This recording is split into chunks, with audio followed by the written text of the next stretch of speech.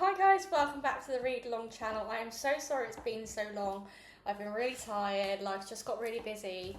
I keep meaning to do one and then I'm like, oh, I'm so tired. So I made the effort to make sure I do one today because I want to make sure I do them. And I really like the book, progressing, and it's nice to get some videos out to you and stuff as well. And also my videos are getting a few more views now, and it's really nice to see the progress of the channel.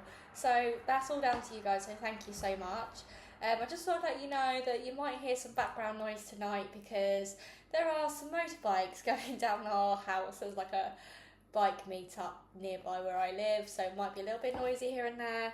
I'm hoping that you don't hear it through the audio, but we will see what happens. So without further ado, I've talked for too long now, a whole minute, and this is starring Tracy Beaker by Jaqueline Wilson. This is all Jaqueline Wilson's own work. I'm just reading it for entertainment and pleasure, and we're going to start today on page 56. So without further ado, less talking from me, let's go. Okay.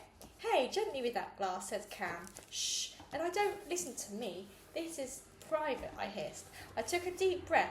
Please work, charm, I muttered. Let me be with my loved one on a festive occasion, i.e. this Christmas. I need her there when to see me in a Christmas carol, and then I want her to stay, so we have the best Christmas ever together. Then I raised a glass, stuck my chin to reach the wrong side, and took a gulp of wine without drawing breath. It tasted disgusting, but I swallowed it down determinedly, wishing to make it come true. Steady on, Tracy, don't drink it all, you'll get drunk, said Cam. I didn't want to break the spell, so I ignored her. I took another gulp and then spluttered and choked. The potion went up my nose and then snorted back out of it in totally disgusting fashion. I gasped while Cam patted me on the back and mopped me with a tissue. Oh dear, I have mucked up the magic, I wheezed. No, you absorb the potion through extra orifices, so I guess that makes it even more potent, said Cam. Still seriously, no more. Jenny would never forgive me if I took you back to the home totally blotto. Oh gosh, Cam, I think I'm utterly sloshed out of my skull, I slurred, reeling around, pretending to trip and stumble. Tracy, said Cam, rushing to catch me. Only joking, I giggled. Well, maybe I'd better have a swig too if it's as potent as that, said Cam. And she took a spoon and stirred it around herself. And then she mouthed something before she took a sip, drinking from the wrong side of the glass without drawing breath. Then she choked too, dribbling all down her chin. It was my turn to clap her on the back. Hey, gently, Tracy, Cam spluttered. Oh, God, it tastes revolting. What a waste of wine.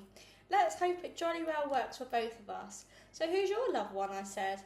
I wasn't too happy about this. As far as I knew, Cam didn't have any loved ones, and that suited me just fine. I didn't want some bloke commandeering her on Saturdays and mucking up our special days together.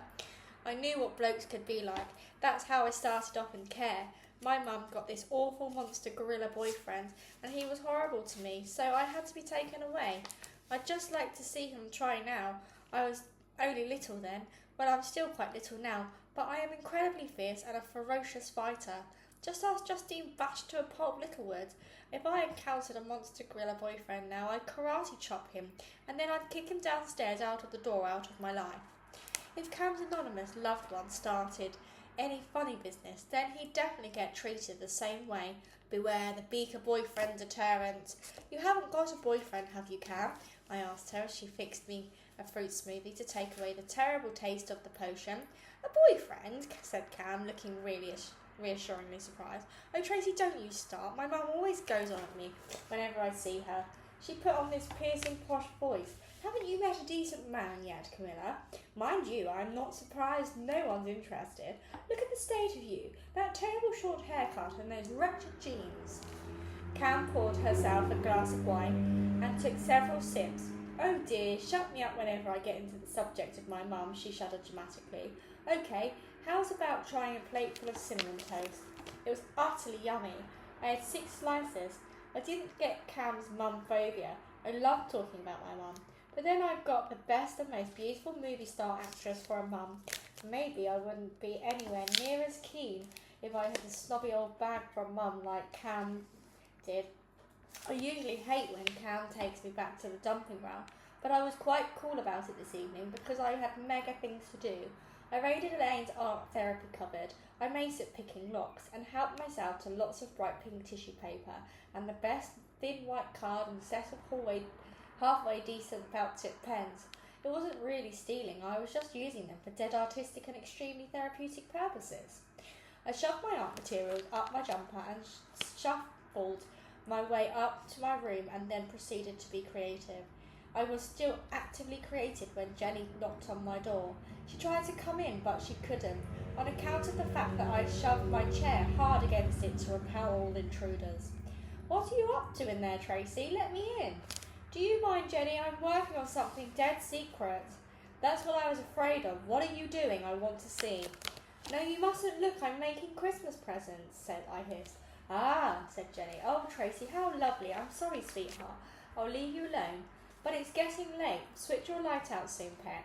She went off down the corridor humming Jingle Bells, obviously thinking I was making her a Christmas present. I'd have to get cracking now and make her something. Ditto Mike, ditto Elaine, and ditto Cam. Of course, though, I would still have liked to give her a proper present. Still, I had to give my priorities. My mum came first. I wrapped the lipstick in pink tissue.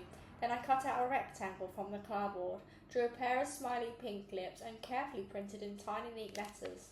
"You will smile with shiny lips when you see me act Scrooge in A Christmas Carol on 7 p.m. Wednesday, the 20th of December, at Kingley Junior School." I stuck the label on the first packet and then made 3 more. I drew 2 hands on the second label and printed, "You will clap till your hands are sore when you watch me as Scrooge in A Christmas Carol, 7 p.m. Wednesday to 20th of December, at Kingley Junior School," so they are loud. I stuck this label on the wrapped hand lotion on the 3rd label. I drew a big pushing heart and printed, "Your heart will thump with pride when you see me act Scrooge in A Christmas Carol, 7 p.m. Wednesday, 20th of December at Kingley Junior School." Then I wrapped up the beautiful heart necklace, taking care not to twist the ribbon, and stuck the label on the pink tissue parcel. 3 presents wrapped and labelled, just 1 to go. It took the longest though, because I had to annotate a book of Christmas Carol. I drew me dressed up as Scrooge inside the front cover with a special bubble saying "Bah humbug." I drew me dressed up as Scrooge inside the back cover too. By this time I was taking a bow at the end of my performance. There were lots of clapping hands and speech bubbles saying "Hooray" and "Magnificent" and "Well done, Tracy" and "The greatest performance ever" and "A true star is born." I wrote this on the title page. You don't have to read all this book. You just have to come and watch me act Scrooge in The Christmas Carol, 7 p.m. on Wednesday, the 20th of December at Kingley Junior School. I will dedicate my performance to you, the best mum in the whole wide world ever. All my love, Tracy. Then I wrapped a Christmas Carol and worked on the last label. I drew the book, scrunching up the little title really small so it would fit. Underneath, I printed, "This is a great book and it's been turned into a great play. And the greatest part is Scrooge, and I am playing him. 7 p.m. on Wednesday, 20th of December at Kingley Junior School. So please, please, please, please come and watch me. All my love, Tracy." Then I sat for a long time holding all 4 pink parcels on my lap, imagining my mum opening them and putting on her lipstick, rubbing in hand lotion, fastening the heart necklace, looking at the messages in the book. I imagined her jumping in her car and driving directly to see her superstar daughter. She'd be proud of me. She'd never ever want to go away without me. The next morning, I cornered Jenny in her...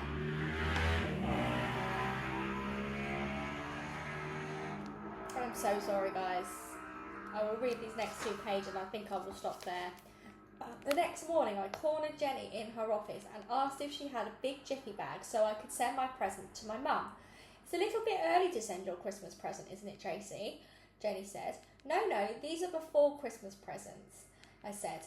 "We have to send them off first thing on Monday morning, first class." "Okay, first thing, first class. I suppose I'm paying the postage," Jenny said. "Yes, and can you write the big jiffy bag urgent, open immediately? Look, maybe I'd better do it," I said. I think I can manage that, Tracy, said Jenny. You are sure you've got my mum's right address? I asked anxiously. They don't let me have it now on account of the fact that I tried to run away to find her. They won't let me have her phone number either. It's bitterly unfair seeing that she's my mother. I have major mega struts about it, but they won't give in. Don't worry, Tracy, I've got your mum's address, said Jenny.